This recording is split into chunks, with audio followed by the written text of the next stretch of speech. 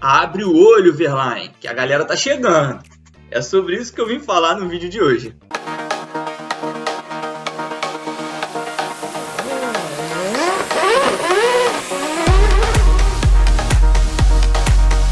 Bom dia, boa tarde, boa noite, amigos e amigas que acompanham o canal do Grande Prêmio. Meu nome é João Pedro Nascimento, estou aqui mais uma semana para falar da Fórmula E com vocês. Antes de começar a debater aí a disputa pelo título da categoria, que é o assunto do vídeo de hoje, queria pedir para você se inscrever no nosso canal, caso não tenha feito ainda, ativar as notificações e deixar um comentário com o que você tem achado da temporada, o que você acha do nosso conteúdo e também das transmissões da Fórmula E, já que o Grande Prêmio é a emissora oficial da categoria no Brasil.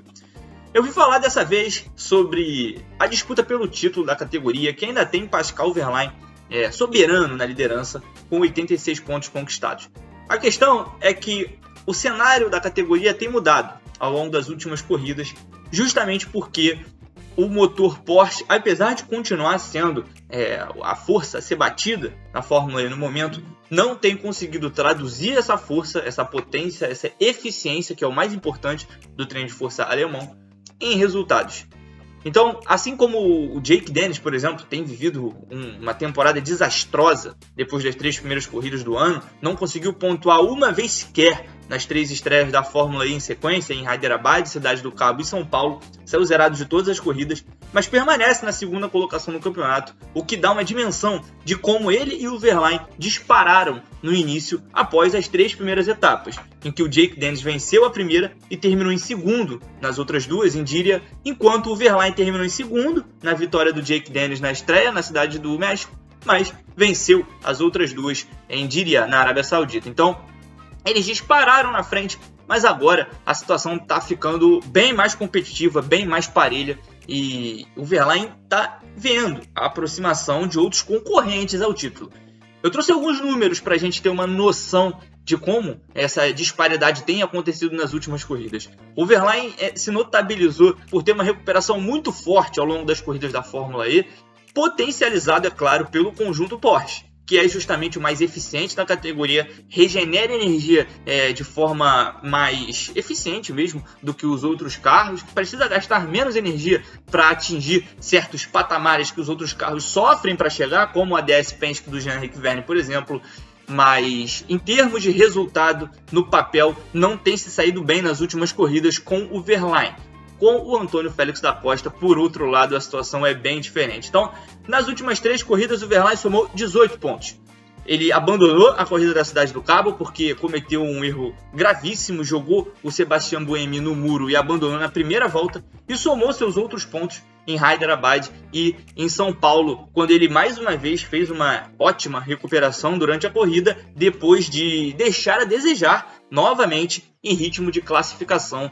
durante a fase de grupos, coisa que o Wehrlein tem sofrido ao longo dessa temporada. Então, nas últimas 3 corridas, foram 18 pontos somados pelo alemão da Porsche, em compensação, em contraste aos 52 de seu próprio companheiro de equipe, Antônio Félix da Costa, que está na primeira temporada pela Porsche e parece estar alcançando, inclusive, o melhor ritmo com o carro e a melhor adaptação. Tanto que, além dos resultados nas últimas corridas, também fez uma excelente classificação em São Paulo, disputou a final com o Stoffel Vandoorne e, enfim, levou a Porsche a um posto em que ela não havia ocupado até esse ano em classificações, porque o carro alemão tem sim um leve problema com a frenagem em ritmo de qualifying e tinha sofrido bastante ao longo da temporada até então. E o da Costa conseguiu chegar na primeira final, tem conseguido somar resultados, é um piloto que venceu corrida pela Porsche, subiu ao pódio na corrida anterior e ainda que tenha cometido um erro no Brasil que fez ele perder o pódio, ainda assim é um cara que tem se aproximado muito do Wehrlein na classificação do campeonato.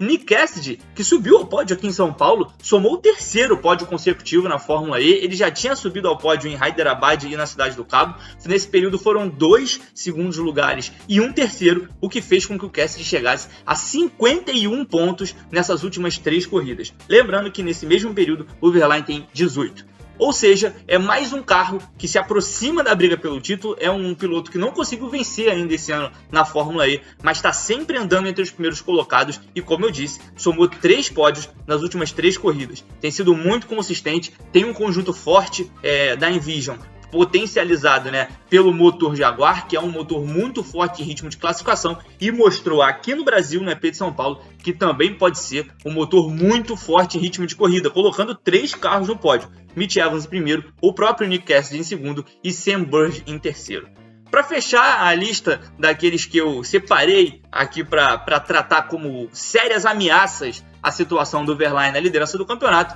Jean-Eric Vergne da DS Penske começou a temporada de uma maneira muito claudicante, com um carro que realmente causou reclamações públicas em seus 2 pilotos, inclusive o Stoffel Vandoorne chegou a falar em situação crítica. É um carro que oferece mais ritmo de classificação do que de corrida, mas que claramente tem subido de nível nas últimas etapas. Não à toa o Vergne venceu corrida esse ano, venceu uma corrida aproveitando muito as circunstâncias do que aquele EP de Hyderabad ofereceu, já que ele se viu na liderança ali depois de uma corrida bastante complicada, com acidentes, inclusive um acidente duplo da Jaguar, quando o Sam Bird tentou ultrapassar Sasha Fenn atrás e levou o Mitch Evans ao muro. Então ele aproveitou uma situação em que a DS Penske não reunia condições de vencer para conquistar a sua primeira vitória pela equipe. A partir daí, a equipe claramente subiu de rendimento. O Vergne conseguiu somar pódios consecutivos na categoria, deixou de ir ao pódio de novo aqui em São Paulo, mas novamente fez uma boa corrida, pontuando bem e chegou aí a 54 pontos nessas últimas 3 etapas, contra, repetindo, os 18 do Wehrlein. Então são 3 pilotos que claramente se aproximaram dos 2 primeiros colocados. Eu nem preciso citar aqui o Jake Dennis, que zerou as últimas 3 corridas, e a gente pode colocar nessa conta aí alguns outros pilotos também, como Sam Bird, que tem pontuado bem nas últimas etapas, quando ele consegue correr, né, já que ficou de fora da corrida da Cidade do Cabo depois de sofrer um acidente muito forte, quebrar o carro, e o próprio Mitch Evans, companheiro do Sam Bird na Jaguar, que somou 25 pontos com a sua primeira vitória na temporada no Brasil, e é um cara que não pode ser descartado. Lembrando que no ano passado o Mitch Evans saiu sem o título, mas venceu 4 corridas. É um cara que sempre precisa ser considerado quando a gente fala sobre esses postulantes ao título. Sendo assim, Pascal Wehrlein precisa abrir o olho, porque os concorrentes estão se aproximando em massa, principalmente Antônio Félix da Costa, que parece estar se adaptando à Porsche e possui o mesmo conjunto que o Wehrlein, portanto, a mesma potência. Eu vou ficando por aqui. No dias 22 e 23 de abril, o Grande Prêmio transmite todas as atividades do EP de Berlim direto do aeroporto de Tempelhof. Lembrando que na segunda-feira acontece o teste de novatos da Fórmula E, já observando aí potenciais talentos para o futuro. Na semana que vem eu estou de volta. Valeu!